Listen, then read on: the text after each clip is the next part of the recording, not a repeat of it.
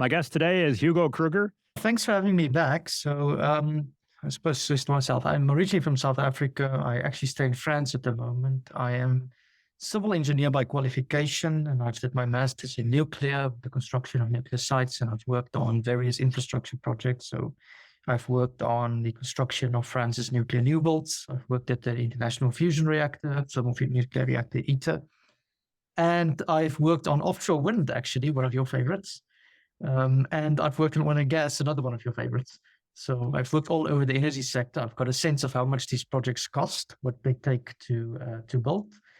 And I'm also a YouTuber like you. I'm active on Twitter, and I also like telling people that the world does not stop burning coal. So that's about me. Yeah? Okay, so you have really a wide exposure to all sorts of different energy sources, huh? I'm impressed. Yeah, I actually have a background in coal as well. I worked for a cement company, and part of the coal industry, they make what one would call fly ash. So if you burn the coal, you have the ash, and that ash you use in concrete, and it improves the various properties of concrete. But one interesting fact about it is when they built the Hoover Dam in the 1930s, they used some of the water of the dam to keep the concrete cold because it's hydration before it's cracking. But if you use the ash from coal in concrete, it doesn't do that. It controls the heat of hydration. So yeah, I worked on that as well. So I've worked all over the energy sector, and I suppose that gives me a broader energy and electricity understanding of energy. All right. Another thing I wanted to throw out is you actually have a personal relationship with Richard Lindzen, right? That's right. Yeah. So Dr. Lindzen stays in Paris for about 6 months of the year. His wife is French as well. He's here sometimes, and I go over there. They always invite me and my wife over to have tea and coffee, and we talk a lot about climate. My wife thinks we are crazy because she thinks that we're discussing the same topics all the time, but I still find it interesting. So he schooled me a lot on the Navier-Stokes equation and on just basic stuff of climate and what is bogus critique of climate and what is good critique. So, for example, if you were to come with him saying there is no greenhouse effect, he just thinks you're nuts. He just thinks and he explains very quickly why, because he'll say they don't take into account the convection of gases, for example. So don't even come with that stuff. What his critique against climate is, generally speaking, is even if you accept everything the IPCC says, there's nothing to worry about because it's a few degrees over a century or something. So it's just a blown out of proportion issue. That's fundamentally Richard's critique. So were you skeptical of the climate crisis narrative kind of always, or did you learn stuff from Lindzen that made you more skeptical? No, I was. It's actually started when I was working at ITER. I didn't know much about it. And I remember we were having a conversation at one stage, myself and a few scientists there, and somebody brought up climate for whatever reason. And I just said, I think it's nonsense, like sort of instinctively without knowing anything about it. And it provoked a religious-like response from this person. And that was very strange to me because that same person a few minutes ago could debate whether inertial confinement or magnetic confinement is the best way to do fusion. And nobody knows the answer to that, frankly. Nobody even knows if fusion is going to work, if it's economically viable. You can debate that within nuclear fusion, but you apparently can't debate whether CO2 is the control knob of the planet. So as you bring it up in this day and age, maybe this year, is it still the same that people think you're nuts and it's all a religious response, or has it shifted at all lately? No, I would say so I'm in my 30s. For people in my generation, there's about a 50-50 split between those who are brainwashed and those who have never heard anything about this subject. They just don't care. So, for them, be like, okay, who cares? Or that's what the experts say. And then you get the religious type of people. So that's pretty much what it is. I would say among engineers, there's more skepticism in general than among scientists. Now, I don't know if it's because engineers do a lot of verification and cross-checking. And one of my friends who's in finance used to tell me that engineers think they can do everyone else's job. And that's probably part of the problem. So I tend to find engineers tend to have more skepticism than science. And then the problem you find in France in particular, and this is probably true in the UK as well, is that within the universities are like overtly promoting green science, right? So you would study sustainable development, you would study green energy, you would study, ways to save the climate. So by the time you are in that qualification, I would assume that you have to accept the doctrines of the green religion. Otherwise, you just wouldn't be accepted, right? So it's very difficult, I think, when you're in that position to say all of this is nonsense. So I have a list here, a partial list of people you've interviewed, and I'm impressed. Richard Lindzen, Will Happer, Judith Curry, Tony Heller, Patrick Moore, and Noam Chomsky. I've actually interviewed a few more people. So another thing that I interview people on is propaganda and geopolitics. And I'm quite heavily involved in the debate in Iran and Israel and things of that nature, because my wife's from the Middle East, she's Iranian. And I've been to Iran twice as well. And also Wade Ellison was on your channel. Mm-hmm. And also just people that's not climate related, like Dr. Piers Robinson, who questioned the Syrian chemical weapons attack. And when I asked, he's an expert in propaganda, but more war propaganda, I would say. And when I asked him, what is your view on climate? He would say he doesn't know anything about it, but it struck him like climate has got the same characteristics as war propaganda. Okay, which is a very interesting observation. And I find it very interesting that they tend to be people on more the political left side, because it's very strange to me. I don't know why your politics should inform you your position on climate, but in the US, it's particularly the case that it tends to be more a Democratic issue than a Republican issue, right? Where actually the people I've interviewed on opposing the wars tend to be more on, I would call the left-hand side of the view. So they can see through the war and terror. They can see through the stuff in the Middle East, but they don't question the climate narrative because that aligns with the ideology, right? And I would say it's almost the same critique I would throw at the Republicans, is that, yeah, they can see this is nonsense. But then when it comes to saying, should the governments fight terrorism, as in what is a terrorist, can you even define, and things of that nature, they tend to go along with that. Do you think it is becoming less right versus left and more elites versus the working people? A lot of my guests have said stuff like that. I'm hoping that's what's happening. Yeah, I think there's a lot of truth in that. It's also that I think part of the left wing became the establishment. And it's very interesting that I think it's mainly because of Silicon Valley. In the past, in the US in particular, you used to have these oil robber barons, if you will. And so you could say, okay, they oppose the climate stuff because there's a business interest in them opposing it, right? But then you had the Silicon Valley oaks in the 90s coming to prominence because of the internet. They were more on the political left. And it's almost like they accepted the climate religion. So I would say that if there's been a big change in the last 10 to 15 years, it's mainly that they've taken over the levers of power. I find a guy like Elon Musk interesting because if I look at his background, he tends to be more Silicon Valley type. And as far as I know, he's always sang along with the climate stuff. And it's pretty much in his business interest to do so because he's selling electrical vehicles, right?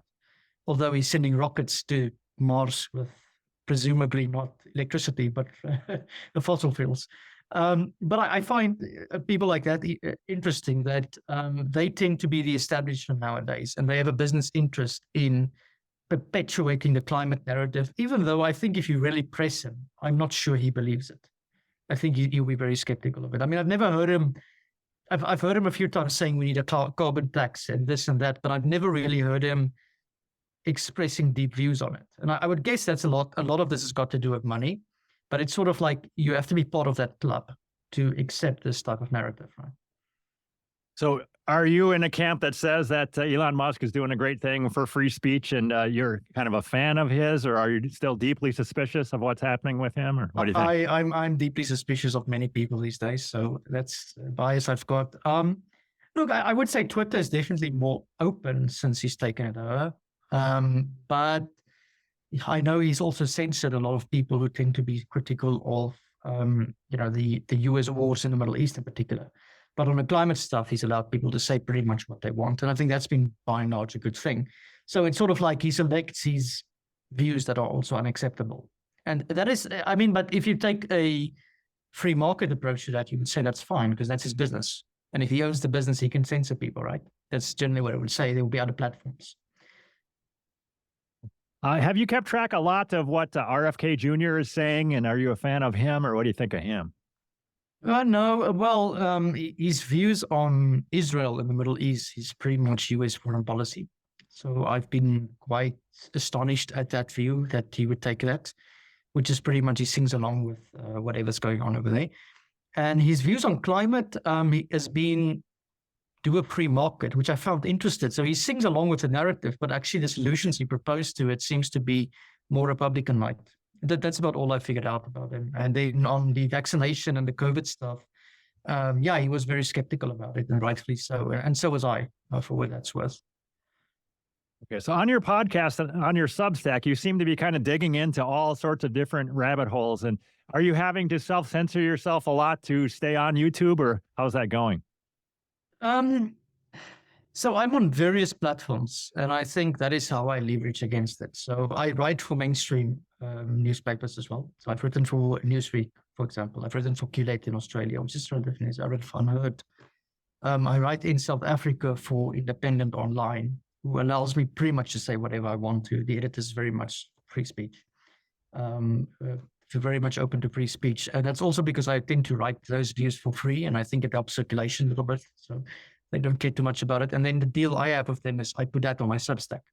So my Substack tends to be a hub for a lot of views. One thing that I took a lot of interest in recently was the electricity crisis in South Africa. Even though I don't stay in the country anymore, I obviously care about it. And I was just wondering what the hell was going on. Why do we have running blackouts? Because as a child, I did not have running blackouts. And now we do have them. And it's very interesting. The reason for this is the government walked away from coal. They did not maintain the coal fleet because they thought they could build renewables faster than the coal was decaying. And if they actually just maintained the coal fleet, we wouldn't have had blackouts. And it seems they finally started doing maintenance, and it's been since last year. It's almost ended the blackouts because they actually fixed the broken coal stations. Really? I didn't know that. I saw that you were on TV talking about Eskom. You did like a 9-minute segment I saw. And so do you think that's sinking in with the public in South Africa, that we need coal to keep the lights on? Yeah, so burning coal is not a controversial view in South Africa. The African perspective is we need energy. And whatever we do, we don't care about the climate at this point in time. And that happens to be the Indian view as well, and the Chinese view. So the climate thing is pretty much a Western narrative. And then there are some elites within South Africa who buy into it. But yeah, the South African public, I think, has woken up to the fact. I mean, the government's own data now says that, so they can't deny it. The government did an investigation onto what is wrong with Eskom. So they got a German expert group to tell the South African government what was wrong anyways. And so these international experts, and they came to conclude that it's government procurement regulations that actively blocked maintenance on the coal fleet. So because they did not maintain coal, I mean, we actually hit our Paris climate targets because we had blackouts, so the coal fleet went down. But yeah, basically they didn't maintain the fleet. It's that simple. Government didn't do maintenance, and we have blackouts. And now that they're fixing the coal, the blackouts seem to be ending. What a surprise. Yeah, so I was reading, I don't know, a few years ago, there was load shedding. Were they scheduling events where you wouldn't have power? Yeah. Yes, they were scheduling it every few hours of a day. And there was one stage where they had 2 to 3 hours of power. I think last year was 6 hours a day sometimes.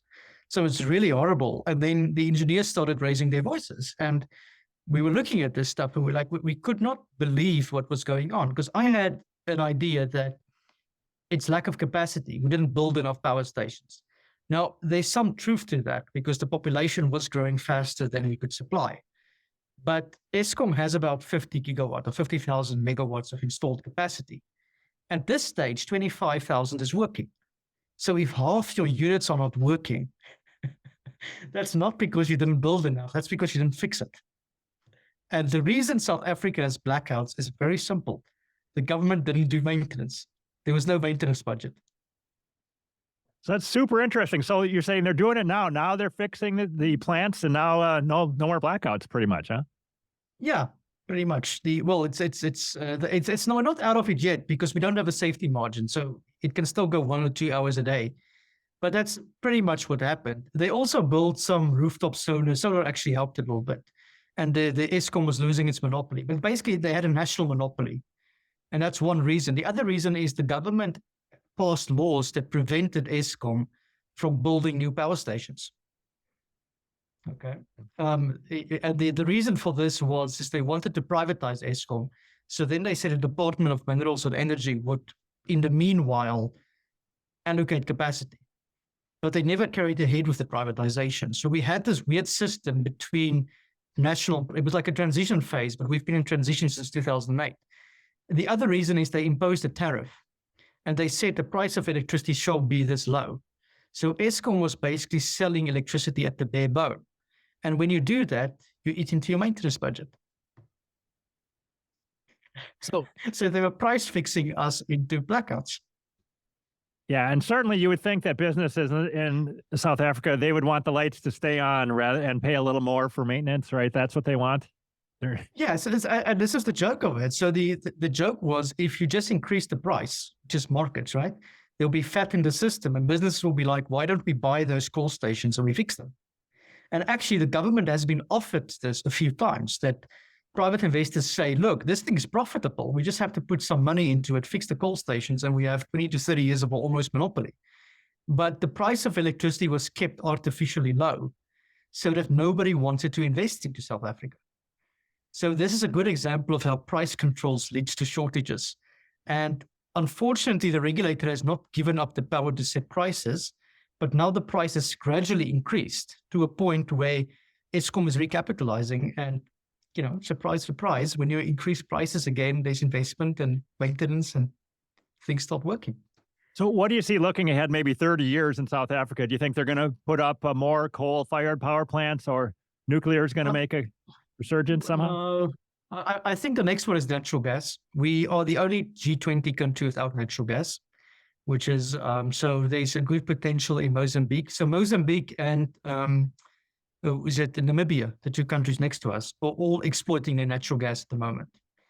And that is telling our politicians, you guys have been lazy because our neighbors that are poorer than us are doing that. So I think the natural gas will first come before anything else. I would like for us to build one more nuclear station, but nuclear takes 10 years from the time of planning it. Coal itself, if I look at coal worldwide, it is sort of slowing down. It's still increasing, but it's relatively slowing down. So I don't know if, because coal is also lots of capital expenditure. Gas is just more competitive in many ways. So I think natural gas for the future, and then some renewables as well. Africa's got good sun, and the winter and summer peak is the same, so you don't need as much backup. So it'll be something between solar and natural gas. All right. I was just reading up on some of your Substacks and tweets about, I think you said Japan still is using quite a bit of coal to keep their lights on. Yes. And in India, over 1 million people work in the coal-related industry, something like that. So around the world, a lot of coal is still being used, huh? Yes, and more coal is being planned in India. Indian coal, by the way, is dirt cheap. So I was looking at prices the other day. To build a nuclear power station, the best price you will get is about $3 a watt or $3 billion a gigawatt. Coal is 750 million. So coal is a quarter of the price of nuclear. So if you care about cheap electricity, you would build more coal, especially in countries without water, because to balance intermittency, renewables, you need either natural gas or water. So yeah, the renewables make sense in the Amazon. It makes sense. We've got the Colorado River. Africa's water dry. India doesn't have a lot of water. So what are they going to do? They're going to build more coal. And I will not be surprised if coal, okay, I'm going to be very controversial, might win the net zero race, because maybe just coal plus carbon capture makes sense. I don't know. Is there any problem with actual pollution from coal in India? Like CO2 isn't, but how about other anything else? You still, so coal, you need to make a distinction, right? You get subcritical and you get supercritical, and you have old stations, new stations. So a lot of people would say China's building new coal. That's not really true. The Chinese are upgrading their existing stations with better stations. So if you look at your thermal efficiency, a coal plant, historically speaking, if you had 100 gigawatt, 1,000 megawatt, 1 gigawatt, you get about 300 megawatt out, so 30%. But supercritical coal is 45%, and it's cleaner. So by just cleaning up the coal process, you get more energy out of it. And that seems to be what the Indians and the Chinese are doing. And that's also what the Japanese are doing. And the Japanese are saying they're going to keep the existing coal fleet and they're just going to clean up the process. And when you start doing that, you get more electricity out of it. And that might be the strategy for countries that have a lot of coal. Oh, what do you think is happening in Germany? Are they going to keep their lights on over the next 10 years, or what changes are they going to be making, do you think? Well, Germany one is a problem. It's difficult to make sense of Germany because you've got all these interconnectors in Europe, right? So you sell electricity and stuff. So you can't just look at Germany in isolation. If you look at the European Union, the biggest supplier of electricity at the moment is nuclear, mostly from France and Sweden and things. Then coal is also quite high still in Europe, but it's mostly on the eastern side. The Germans have phased out the nuclear and they keeping their coal and their gas plants idle, basically. So they're not burning more. So everyone will show these graphs. Germany is not burning more coal. We are all lying. We are all denialists. That's true. But they are putting their plants on idle. Now, if you run an idle system, it only runs for a few weeks of the year. The price of electricity goes through the roof during that period, right? And people can go and look on Bloomberg. There was an article the other day where they showed that the German coal plants are going out of business, but the government wants them to be on standby. And this is the problem. So they've got a supposed market in Germany where you trade on the marginal price of electricity. Now, marginal price is not marginal cost. Marginal price means how much do I need to sell it at to make my money back just to recover my costs for the whole year, right? Marginal cost is basically my operations and fuel. And the German government is telling the coal plants, you will not make a profit on your coal plants. So they're intervening into the electricity market. And that means taxes on one end, debt on the other side. So it's very difficult to analyze the German system to actually make sense of it. But thus far, the Germans have not, in the last 20 years, they have not decreased their fossil fuel capacity. They have only shut down nuclear and they've replaced coal with natural gas. But they might not be burning the gas. Now you've got these massive capital expenditure. And then the question is, who pays for that? And that's going to be taxes. Okay. How about in the UK? We had these pictures of people dramatically blowing up coal-fired power plants. Do you think, what do you think? Are they going to be building new coal plants, or what are they going to do in the next 10 or 20 years? Well, one of the base technologies for the UK would be coal, because coal is excellent during extreme cold and extreme temperature. And you see, the Europeans didn't shut down their fossil fuel plants. They kept them idle, they mothballed them. So if the wind and solar doesn't work, Europe still has fossil fuels. The UK destroyed it. So what do you do? That is your secure safety of supply. That's your reliability. What does that mean? Natural gas or imports from France? Now, I'm sitting in France. I'm saying thank you to the UK because, France is just making a killer buck out of this. But for the UK itself, they have to decide, do we want more natural gas or do we want coal? And I do think that if the planet is really going to get colder and not warmer or whatever, I do believe coal will make a backup. I think that there's some things that coal can do in an electrical system that is very difficult to replace. And the reliability criteria, I mean, it smells coal. Not even nuclear can do that. So even in France, by the way, France still has coal plants. When the nuclear fleet wasn't properly working, the French opened the coal power stations. So coal remains the backbone of a reliable grid. Nobody wants to admit it, but it's there. So I do think coal will still be there, but it's questionable what percentage of the electricity mix will be coal. Would you say that France is the success story for nuclear power around the world? France is the place? Yeah, it's pretty much. I mean, France, but it's a bit difficult to sell the solution to the US public because France did it all through massive state planning. It was the central state planning in what was called the Mesmer Plan. So after the 73 oil crisis, Charles de Gaulle and Pierre Mesmer was I think was first minister or prime minister at the time, basically decided, they realized France was highly dependent on imports from the Middle East. And they argued that oil means the US will dominate us because the US was just so big in oil. So we wanted to be independent of the US. And then they decided to go nuclear. So France had a mass build throughout the 1980s until the early 90s of nuclear power. And that was successful. But even the Mesmer plan had some failures of nuclear. So nuclear struggles to get costs under control. And towards the end of the French plan, you will see there was also a slight increase. But because the government was basically bankrolling it, it wasn't a private investment. And that's always been the critique against the French model. And that's why they say that'll never work in the US, because the US is not going to accept that level of state intervention in the economy, basically. Okay, I think you've said elsewhere that there's various levels of safety you could build into these plants. You could try to make them infinitely safe at an infinite expense, and you got to draw the line someplace. What are your thoughts there?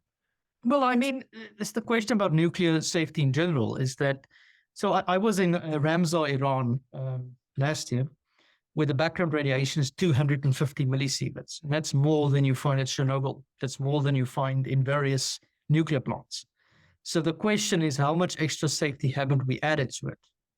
And if we accept that our designs are too conservative, too safe, then we need to cut the safety budget in nuclear. But now, how do you get to that to be sold to the electorate?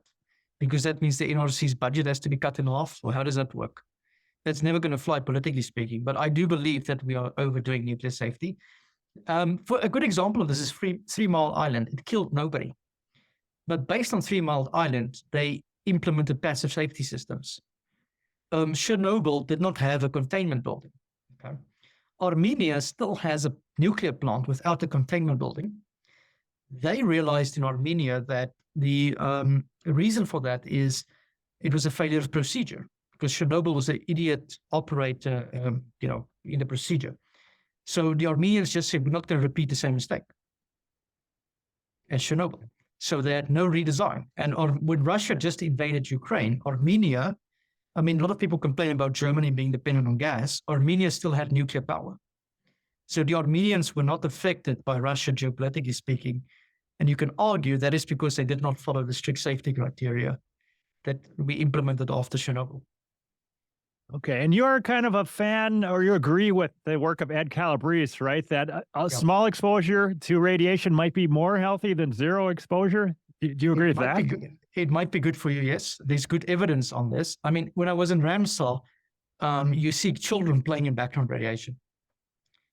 Okay, it's high-level radiation. There's water streams that is full of radon, igniferous rocks. People are bathing in it. You know, people who go to hot spas are healthier. Well, hot spas are radioactive. So it's clear that a little bit of radiation might be good for you.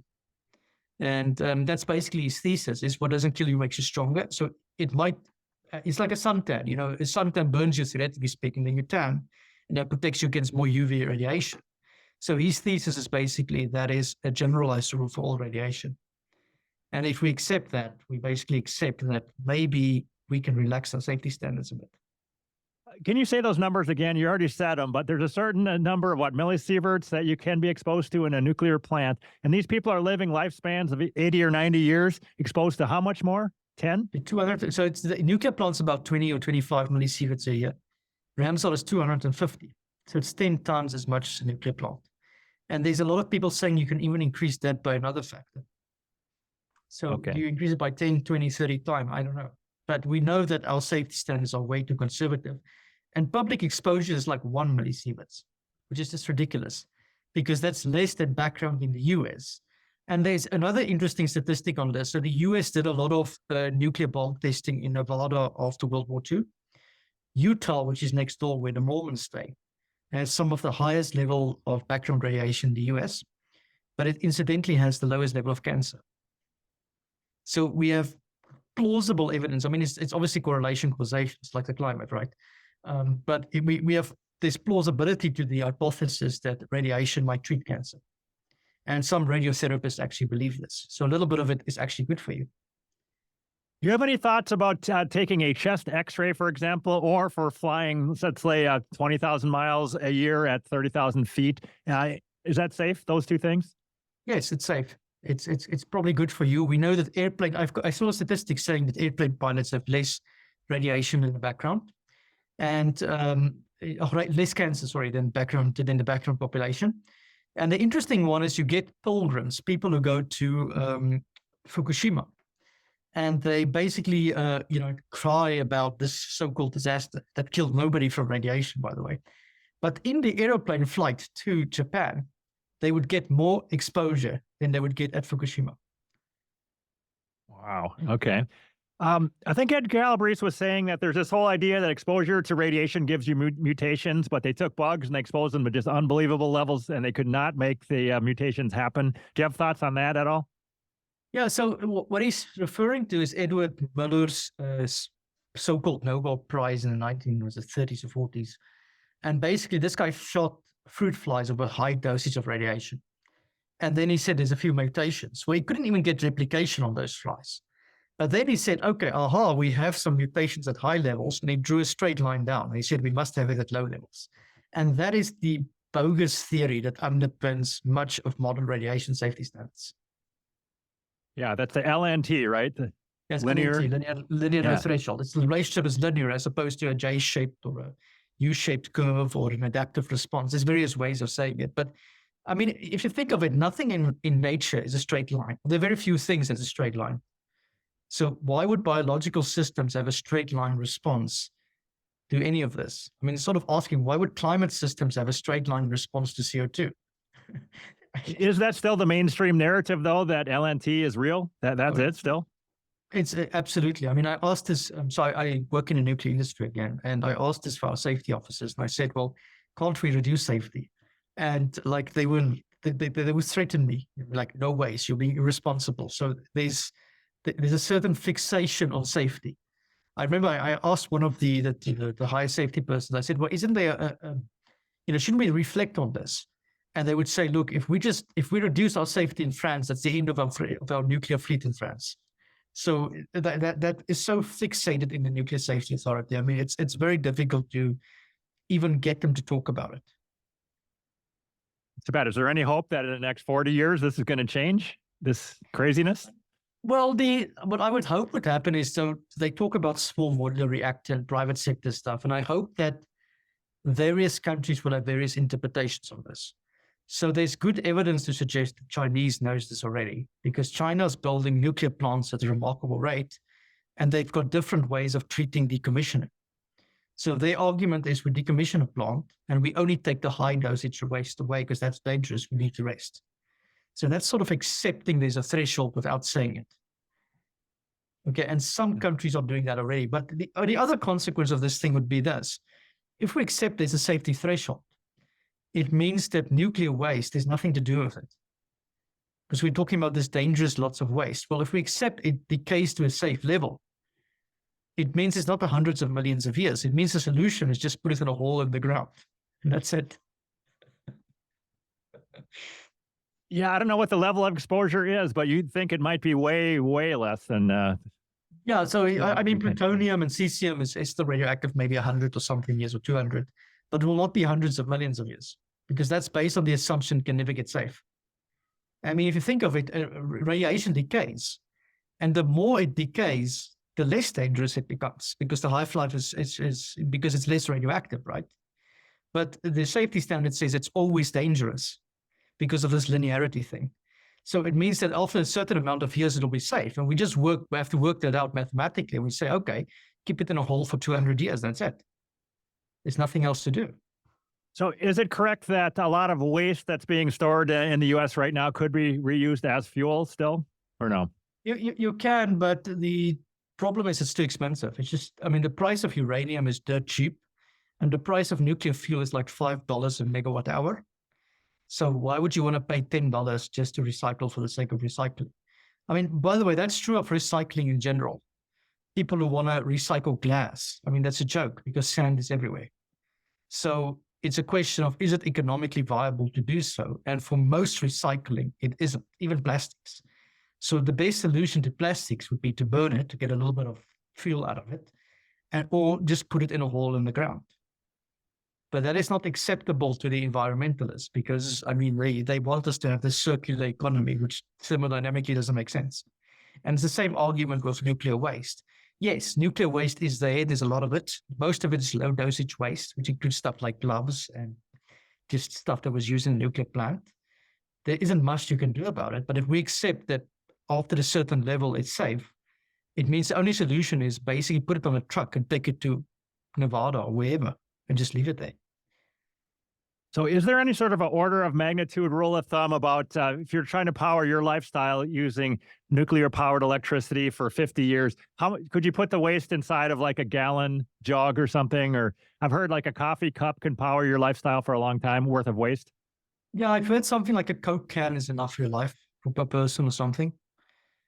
Okay. I'll have to verify, but it's something small anyways. That's per person. But okay, we're a lot of people. You can say maybe it's small.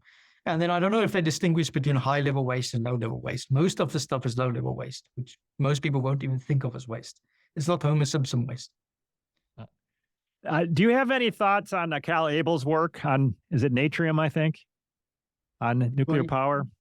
Yeah, it's a different type of reactor. They claim it will work. My view of nuclear reactors is still the only one that we know that works, economically speaking, is the pressure water reactor. But there's lots of people who've talked of different types of nuclear reactors, gas-cooled reactors, natrium reactors, sodium-cooled, I think it is, things of that nature, and maybe it'll work. But at the moment, for nuclear to be economically viable, it first has to build the reactor and then sell it. And then you have to outcompete natural gas. And I'm really a heretic on this, but I think the energy of the future is coal and natural gas. Okay, it's not fusion? No, fusion is not economically viable. There's good enough studies showing it's more expensive than fission. It sounds nice, but it's just too expensive. And there's the other thing. I mean, we think of nuclear as energy density, which is okay, but you have to think of it like an economist. What do I pay for it? And there's an optimal level of energy density and fuel density. And that optimal level tends to be natural gas at the moment. So unless you can solve the other issues, because the fuel is only a small percentage of your entire cost of a nuclear plant. Concrete is not going to get cheaper because it's nuclear. Still is not. So safety drives a lot of it. Fear drives it. A lot of it is just materials. We don't know how to control the temperature at a certain level, at an economical viable level. And that's why nuclear might be more expensive, even though it sounds like it shouldn't be. So do you have any thoughts about over the next 100 years? What's the smallest application for nuclear power on its own to power maybe your house, for example, anything that small, or it has to be a bigger application? So NASA at one stage had a small like tin can reactor, if I remember. And theoretically that was 8 or 10 kilowatt, and that should power your home for a year. But the problem is when you go smaller, you increase your level of enrichment, and the military is not going to like that. So that's generally been the reason why it went bigger, because if you keep the cap at 20% enrichment, I think pressure water reactors is 5% and gas cooled is 10% enrichment, so that's acceptable. But if submarines is 60%, that's 80 megawatts. So you can think if you go even smaller, you might come to a problem where we might have people with close to nuclear bombs in their home. So that might not be acceptable. And I know the US has this Second Amendment right, which is the right to bear arms. I don't know if that extends the right to enriched uranium. Okay, switching gears here. I think you just posted on your Substack a whole lot of thoughts about the proposed hydrogen economy. Do you want to talk about that a bit here? Yeah, I think the hydrogen economy is total fantasy. The principal reason being that even though hydrogen has a high energy by mass, it is a very low energy by volume. And the issue is not creating energy, it is transporting energy. So the translation would be if you have an aeroplane that's in hydrogen, it means you have to kick out 1/3 of the passengers or 1/3 of the cargo. So it's either a smaller one. So it's an airplane for the rich. That's not going to work. The US, so the amount of hydrogen pipelines in the world is like 5,000 kilometers. In the US, you have a few million kilometers of natural gas pipelines. Now, imagine if you have to replace those infrastructure with infrastructure that's economically inefficient. That is 1/3 or 3 times as big, okay? And then hydrogen leaks. Hydrogen also has a problem where it's got a low ignition temperature. So it goes boom very quickly. So you have to really keep it well pressurized. That's expensive. That takes lots of energy. And then the other one, which is my favorite, is hydrogen is actually greenhouse gas. Wow. Okay, so even if we're going to change everything, we're still going to not solve global warming. Presumably that's a problem. So it's a dead on arrival harebrained idea. Making hydrogen makes sense. The only place in the world where hydrogen has made some sense is next to where it's consumed. because it's used as industrial feedstock. So what I have proposed is we use all the excess energy from renewables, because we have a lot of cheap electricity now, when we don't need it. So I've proposed that we use this to make fossil fuels, synthetic fossil fuels, which is an economically viable idea. It's called the Fischer-Tropsch process. You're going to have to make hydrogen at a place of consumption. So you basically have a rod in the water that zaps a lot of water. It might use a lot of water though. And you can mix this with coal, okay, or with CO2, and then you can make fossil fuels for aviation. So if you believe in some circular economy, I mean, it's not green, but you can make synthetic fossil fuels by just using the excess energy from renewables. But I'm not sure if the environmentalists are going to like that idea. Do you see that as something that may be happening 100 years from now, that they'll be using wind turbines to make fossil fuel? Well, yeah. I mean, first of all, I don't think 100 years, maybe it's 1,000 years, because we're not even close to running out of natural gas and coal and stuff. But presumably that we ever run out of fossil fuels, or it's just too expensive to extract. It might become true that synthetic fuels replace it. So in South Africa, 1/3 of our petrol comes from coal degasification. It's an energy-intensive process. And actually, the flagship company is called Sasol. They were actually using renewables to make cheaper fuel from coal, okay, which they won't tell you. They're all green, but they're making petrol for the cars. So it might be true that, creating fossil fuels in the future is a viable economy. I mean, what are you going to do with all the solar panels that we just put all over the world? I mean, that energy is wasted. And I suggest we use it for something constructive, which is not to make hydrogen, but to make fossil fuels. I mean, would there be an economy 2,000 years in the future where you use the energy from wind turbines to make fossil fuel to make more wind turbines, and that works? I don't know what the thermodynamic efficiency of that process is, but yeah, I mean, plausibly, you would use it with coal, because I think this is a lot of coal reserves, but you would let's assume there's so much carbon we can't breathe. Then carbon capture might theoretically become economically viable. And then you would probably suck it out of the air with water that you desalinate, which is also not environmentally friendly, that you add the water with, and then you combine it again to make fossil fuels. And that's how the airplanes will go. So that seems to be plausible. Do you have any sense of business as usual? How long are the coal supplies, or all the coal after we find all of it? How long that'll last? So I looked at statistics of country-wise basis. So I was looking at Iran the other day. They've got enough coal for themselves for 1,000 years.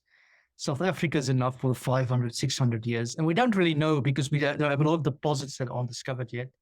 The US, I think something like 20% of your electricity is still from coal. And you're not far away from running out of it. And the same is true of natural gas. Natural gas, we've got a few hundred years. And then also solar has gotten cheaper. I mean, not to bash renewables all the time. So there's no shortage of energy. You might just have a peak of gas plant in the evening until we solve the battery problem. But there's no shortage of energy. Do you have any thoughts on the whole issue of hydrocarbons and whether they all came from organic life or some of them didn't? So I read Tommy Gould's book, The Myth of Fossil Fuels, which is quite an interesting one. And his theory has been that, well, I mean, he basically asks, like, if you look at Titan, Jupiter's moon, I mean, that's obviously not organic. So how did the fossil fuels get there? And then he says, well, how did they get here? Why is there two different processes?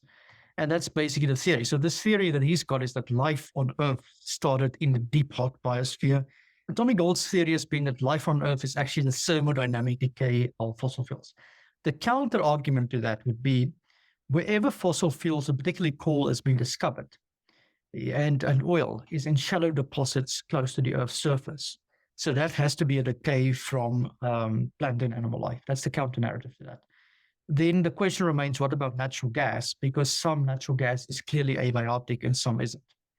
And then you also have cases where some oil wells, after they drained it empty, it actually generated.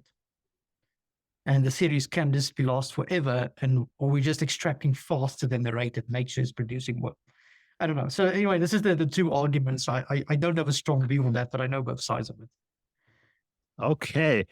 Any other points you'd like to make before we wrap this one up? This has been very interesting. So I would say this. I looked at the price of electricity. I actually want to give a presentation, but I'm going to summarize very simple. So for electricity, you have transmission, you have distribution, and you have generation. In France, I pay about 25 euros per month. Okay. In the US, I think Texas is 17 to 20. But let's say I pay 30, which is what the Germans pay. Only $10 or 10 euros a month is actually electricity. 20 is transmission and distribution, more or less. So all this debate about whether solar is cheaper, whether wind is cheaper, whether coal is cheaper, is fighting over 10 to maybe say $20 a month. It's nothing. So I see it as like one major distraction over nothing. It's a nothing burger. It's similar to the CO2 issue where we're fighting over a few tens of a degree and stuff. And I think at the end of the day, this is a form of subliminal marketing. They're making you focus on something which is totally unimportant. So is it possible to run the world's economy on renewables? Probably it is. I don't want to know if I want to live in that economy. But should we be fighting over ppms of CO2? No. Should we be fighting over how electricity is generated? No. It is true. I think Texas at this point is generating a lot from renewables, but they also have a lot of fossil fuels standing idle for when they don't work. And California just put a lot of expensive batteries. But at the end of the day, you're fighting over a very small amount for you and me, for those of us who live in the industrialized world. So I think all of this is in a certain sense just a waste of time. It's not worth having these fights.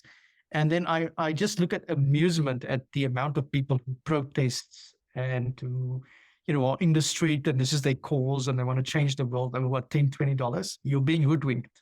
You're being scammed. Okay. Anything else? No, I think that's it, Tom. I think, just like to thank you for your podcast that you've been doing and for the movie that you've made. I found that very interesting, and I hope we continue pushing back against the narratives. I just find it fun. People can follow me on Twitter. They can follow me on Substack.